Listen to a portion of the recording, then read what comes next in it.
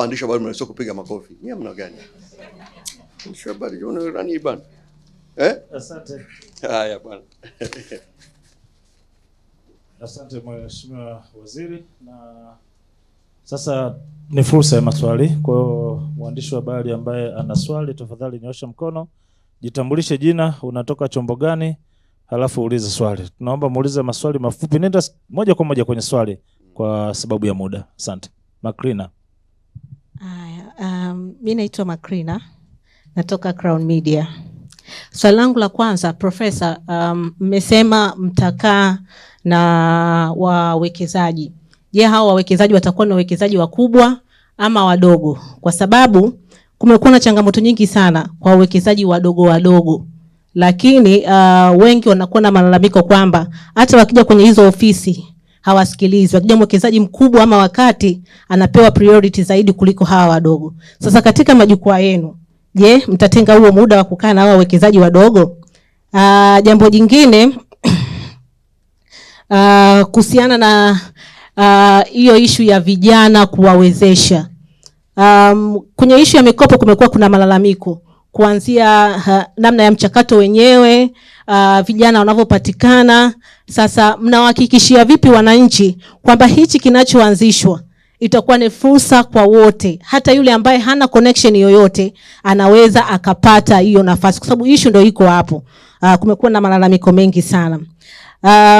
Kingine umezungumzia kuhusiana na KPI kwa taasisi za umma, mashirika pamoja na wizara, jambo ambalo limekuwa likilalamikiwa kwa muda mrefu. Kwa namna gani sasa?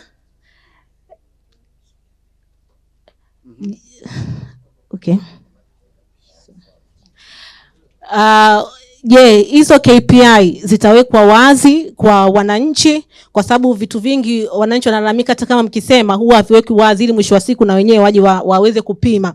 Hizo KPI kwa maana ya wakurugenzi wa mashirika zitawekwa wazi au na hizo wizara, kwamba labda kwa miaka mitatu, kwa mwaka huu tunataka wizara fulani ifanye 1, 2, 3. Je, jambo hilo litakuwa kwa uwazi? Asante sana. Maswali yako ya msingi sana. Asante. Tukusanye maswali. Tukusanye matatu labda. Habari. Jina langu ni Amani Mjege kutoka Jambo TV na maswali mawili.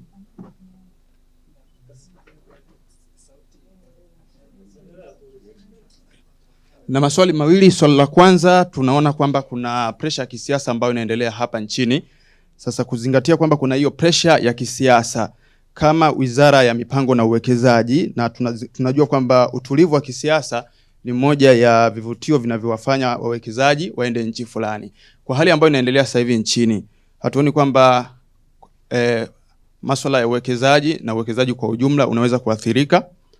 Lakini swali la pili, tumeona jumuiya za kimataifa ambazo kiuhalisia ni wawekezaji wakubwa katika maeneo mbalimbali hapa nchini, lakini wamekuja na matamko mbalimbali ambayo yanahusu utawala wa sheria na haki za binadamu, wakieleza kwamba kumekuwa na ukiukaji wa haki za binadamu. Sasa wameanza kuonesha wasiwasi wao juu ya hali hiyo.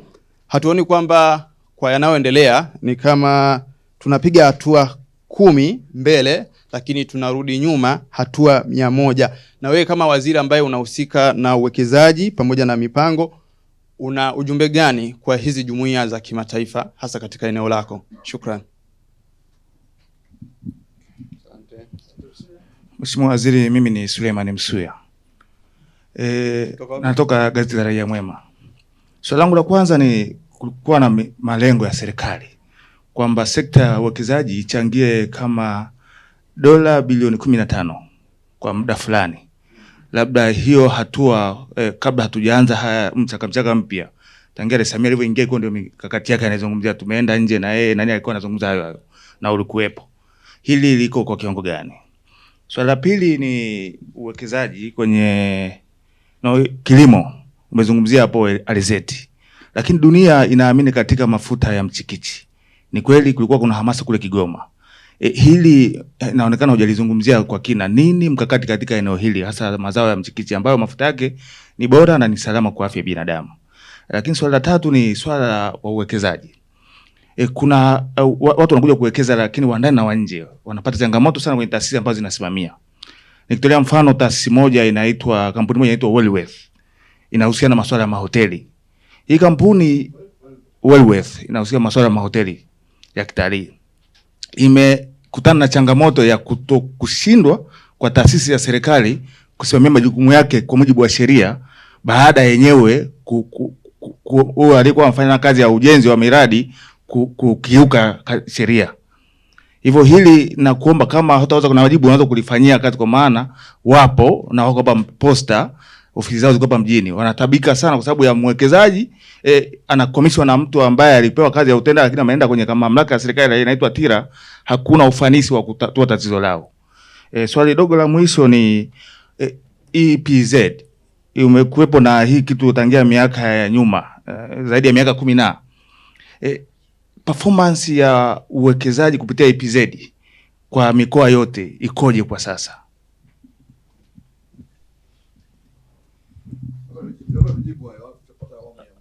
Sawa mheshimiwa. Nashukuru sana kwa maswali hayo. Tutaanza na swali la Makrina wa Clouds. Crown ya swali.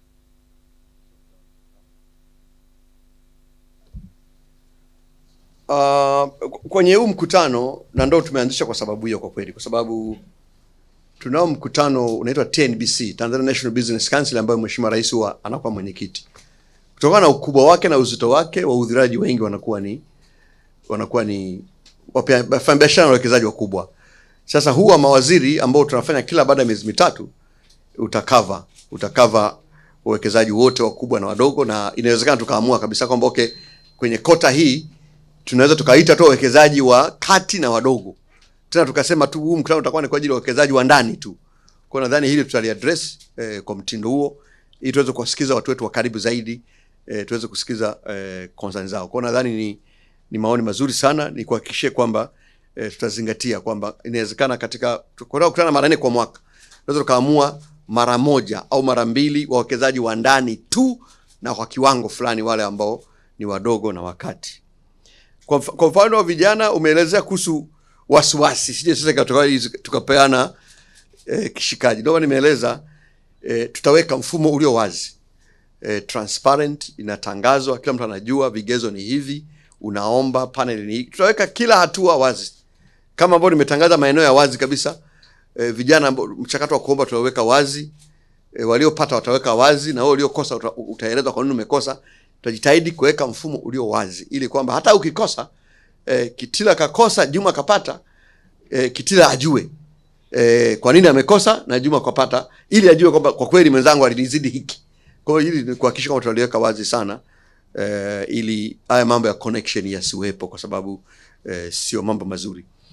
KPIs zitaweka wazi kabisa kwa wananchi na bungeni, kwa sababu hii inapeleka mpango bungeni, na tutaangalia uwezekano wa kumomba Mheshimiwa Waziri Mkuu au hata kiongozi wetu mmoja wapo mkubwa ziweze kusainiwa mbele ya umma, kwamba mbele ya Waziri Mkuu wanasaini waziri na tume ya mipango juu ya vigezo hivi vya kupimana katika miaka. Na baada ya nyinyi waandishi wa habari, baada ya mwaka mmoja mnaangalia mwenzetu umefikia wapi.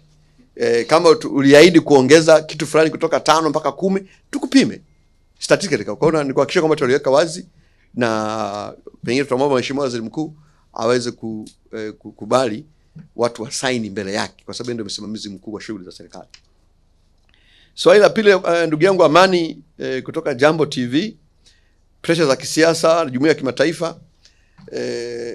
Ukifuatilia duniani hapa, kila nchi ina kipindi chake cha majaribu, what we call testing times. Na sisi hii iliyotokea is one of our testing times. We shall overcome. This is not a permanent situation kwamba basi itakuwa hivyo, hapana. Tuta overcome, tuta address hizi concern ambazo wenzetu wamezieleza jumuiya ya kimataifa, na tayari tunazi address. Tunakutana nao, tunazungumza nao, tutawapa upande wetu, tutaelewana na mambo yataendelea. Kwa hiyo this was a testing time, we shall overcome. Kila nchi ina kipindi chake kigumu, kila nchi ina kipindi chake cha majaribu, na sisi katika miaka yetu 60 ilikuwa ni moja ya vipindi vigumu vya majaribu, lakini haimaanishi kwamba basi tutakuwa katika hali hiyo milele. Hapana, tutapita. Ni kama wewe tu, mwili wa binadamu unaishi vizuri, lakini kuna siku unaugua. Haimaanishi basi ukiugua ufa, unatibiwa, unasonga mbele. Kwa na sisi ili tutalitibu, tutaweza kushinda jaribu hili, tutarudi, tutaendelea kuwa nchi moja, bigger, more united, more democratic, yenye maelewano. Lengo ni kuona kwamba tunaweka mazingira ili kila mwananchi wa nchi hii ajihisi na ajikubali kwamba ni Mtanzania, na kwamba ajione na yeye anafaidika na fursa na haki zote katika jamii. Hilo ndio jambo kubwa la msingi ambalo tutakwenda nalo. Kwa hivyo hayo matamko tunayo, lakini tutaweza kuyashinda na kusonga mbele kama nchi. Swala la tatu, ndugu yangu Msuya kutoka Raia Mwema, lengo la bilioni 15. Where are we? Kama nimeeleza hapa, mwaka 2021 tulikuwa na 3.7 billion. Mwaka jana tumefika 9.3 billion. Tumeweza kuvutia 9.3 billion. Kutoka 3.7 mpaka 9. Utaona tumekuwa karibu mara 3. Na ndio maana imenipa kiburi mwaka huu kuwapa lengo la bilioni 15. Wanaweza. Kwa hiyo tumewapa wenzetu TISEZA wapambane wafikisha dola bilioni 15. Kwa sababu tumejipa lengo kubwa sana ifikapo mwaka 2050 Tanzania iwe na uchumi wenye thamani ya dola za Kimarekani trilioni 1. It means lazima tukimbie. Hatuwezi kutembea. Lazima tukimbie. Kwa hiyo sisi tumeshawapa hilo, nani watapambana nalo. Michikiti nimetoa tu alizeti kama mfano, lakini michikiti ni mafuta ya mawese hapa ni maarufu na ni muhimu, ndio tunapikana kwenye chipsi. Kwa hiyo mradi wa kuendelea kuwekeza kwenye michikiti unaendelea, lakini alizeti nimemention kwa sababu ni rahisi kuliko michikiti. Kwa sababu alizeti mwaka mmoja unavuna. Kwa hiyo tunalo pia. Uwekezaji usumbufu Wellworth, ili itabidi unipe taarifa, tulifuatilie, tulifanyie kazi. Performance ya EPZA tunayo. Kwa mfano katika kipindi cha Julai mpaka Novemba mwaka huu ipo miradi 8 yenye thamani za dola za Marekani milioni 97, na tumeweza kuuza nje katika kipindi hiki tu dola za Marekani milioni 127.5. Kwa hiyo imekuwa ikifanya vizuri, lakini tunaamini kwamba tulivyowaunganisha na wenzao wa TIC, they have a chance of doing better and bigger. Nashukuru sana. Kwa hiyo tupate awamu labda ya mwisho, sababu sijui muda wenu. Naam. Asante sana Mheshimiwa Waziri kwa fursa hii. Mimi kwa jina naitwa Ali Mayala, ni mwandishi wa habari wa Daily News.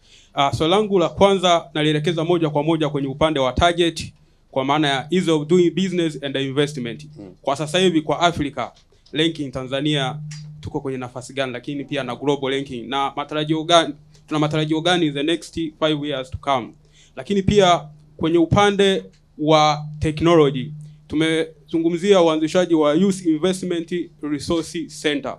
Je, serikali ina mpango gani sasa kuhakikisha kwamba kupitia Wizara ya Mipango na Uwekezaji inafanya partnership na global tech company, kwa mfano Microsoft, lakini pia Google na kampuni zingine, kuhakikisha kwamba vijana wa Tanzania pia wanapata maarifa na kuyaleta nchini, ili kuhakikisha kwamba na sisi tuna champion digital transformation kwa Afrika na duniani kwa ujumla. Swali langu la tatu ni kwenye upande wa mitaji ya uwekezaji. Tumesema kwamba target ni kuhakikisha kwamba tunafikia mitaji bilioni 50 US dollar. Swali langu la msingi ni kwamba je, hii itakuwa ni year, kwa maana kwa mwaka, au ni itakuwa kwa maana framework itakuwa mpaka lini? Asante sana. Asante sana. Naitwa Martin Joseph na natokea Radio Maria. Swali langu kwa Mheshimiwa Waziri ni kwamba umesema Mheshimiwa Waziri kuhusiana na kwamba watakaomaliza chuo ndio ambao watakuwa wakishughulikiwa na TISEZA. Vipi kuhusiana na hawa ambao tayari wamekwisha kumaliza vyuo, ambao wanatoka vyuo vikuu pamoja na VETA? Lakini pia juzi niliona habari ikiwaonyesha wanafunzi ambao walikuwa wamemaliza VETA wakiwa wanahitaji mikopo kwa ajili ya kujiendeleza. Moja ya suggestion ambazo nilikuwa ninaziona na ambazo nafikiri wanaweza wakazifanya TISEZA ni pamoja na hawa wanafunzi data zao zipo vyuoni. Kwa nini wasingekuwa wanachukua zile data kabla hawajamaliza vyuo, wangekuwa wanaingiza kwenye ile mikopo ya halmashauri ambayo inatolewa halmashauri moja kwa moja, wakapewa wao kama vile ambavyo wanafunzi wa vyuo vikuu wanavyopewa boom, na baadaye wakaingizwa kwenye system na hatimaye wakarejesha hiyo fedha serikalini na kuendelea na maisha yao. Asante. Asante Mheshimiwa Waziri, naona maswali yamekwisha, labda tuyajibu haya. Nashukuru sana Omar Mayala. Daily News Ease of Doing Business kwanza ilisitishwa mwaka 2021. Wakati inasitishwa tulikuwa wa 141 katika ile ranking, lakini World Bank wameanzisha program mpya inaitwa Red Business. Ni kama inapima ile imeanza kuanzia mwaka jana, kwa hiyo tunatarajia tuanze kupata ripoti kuanzia mwaka huu. Kwa hiyo tutajua tuko wapi. Teknolojia ni ushauri mzuri, tutazingatia kwamba hiki kituo tutalink na wadau mbalimbali wakiwepo hao. Yote ambayo itakuwa available tutalink nao, kwa sababu serikali inaanzisha, lakini sio lazima ifanye yenyewe. Tutalink na watu wetu wa sekta binafsi wa ndani na nje ya nchi ili kuweza kusonga mbele. Mitaji hii 50 billion ni kama minimum in the next 5 years, isipungue kutoka kwenye uwekezaji kupitia TISEZA peke yake, isipungue. Kwa hiyo manake wastani kwa mwaka isipungue dola za Marekani bilioni 10. Kwa mwaka huu wakifanya kwa mfano 15, wakiendelea hivyo it will be more. Manake we can be talking about 75 billion. Kwa hiyo nimewapa this as a minimum threshold. Maritini vipi wale kusha kumaliza? Nimesema hapa tuna address graduate unemployment. Kwa wote, hata wale ambao walishamaliza, sio lazima wamaliza leo. Ni wote. Yote ambaye kijana amemaliza chuo kikuu, vyuo vya ufundi, ikiwemo VETA, kwenye hii program inamhusu wote kabisa bila kujali amemaliza lini. Hiyo hatutaweza kubagua. Wanafunzi hizo database ni sawa, ni wazo zuri tu. Nadhani TISEZA anaweza kushauriwa, ni ushauri mzuri. Naweza tukawapa wetu wa TISEZA waweze kuzingatia. Baada ya maswali hayo, nichukue nafasi hii kuwashukuru tena kwa kunisikiliza na kwa maswali mliouliza, kwa sababu sisi ambao ni walimu, watu wakiuliza maswali maana yake walikufuatilia. Kwa nawashukuru sana kwa maswali yenu, lakini hiyo ndiyo mipango ambayo tunayo. Muhimu ni kuhakikisha muhimu ni kwamba serikali ya awamu ya 6 chini ya Mheshimiwa Dr. Samia Suluhu Hassan, rais wetu wa Jamhuri ya Muungano wa Tanzania, inayo mipango, nia na uwezo wa kuweza kushughulikia kwa dhati kabisa changamoto, hususan changamoto za vijana ambazo zinahusiana na ajira, kupitia kukuza sekta binafsi na kukuza sekta ya viwanda. Na kazi yangu na waheshimiwa mawaziri wengine ni kusimamia maono haya Mheshimiwa Rais, ili maono haya yageuke kwa vitendo. Nawashukuru sana, Mungu awabariki.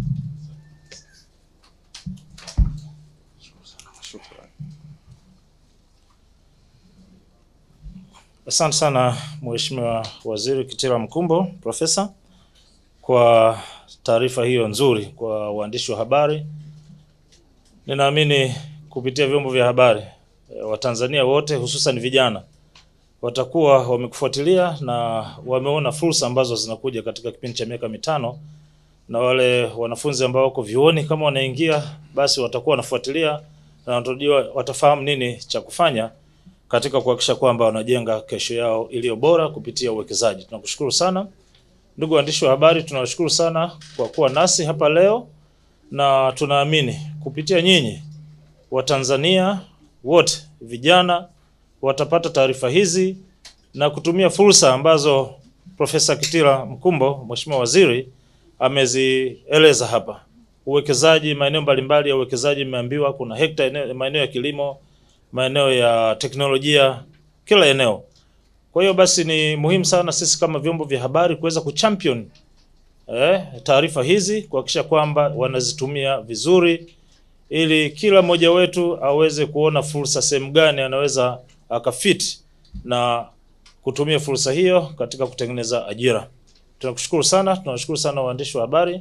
Mheshimiwa Waziri, kwa niaba ya Katibu Mkuu na Msemaji Mkuu wa Serikali Gerson Msigwa, tunakushukuru sana kwa kuja na kwa kuitikia wito, japo ulikuwa ni wa muda mfupi, lakini kwa sababu tu ya umuhimu wa jambo hili uliweza yes, uliweza, hili ni jeshi na uliweza kuitikia. Tunakushukuru sana. Ndugu zangu waandishi wa habari, hapa ndio tumefikia mwisho wa mkutano wetu. Tunawaalika tena siku ya Jumatano ambapo tutakuwa na Wizara ya Elimu, Sayansi na Teknolojia, nao kama alivyoeleza Profesa Mkumbo, na wao watakuja kutueleza wao wana nini katika kipindi hiki cha miaka 5 hadi mwaka 2030.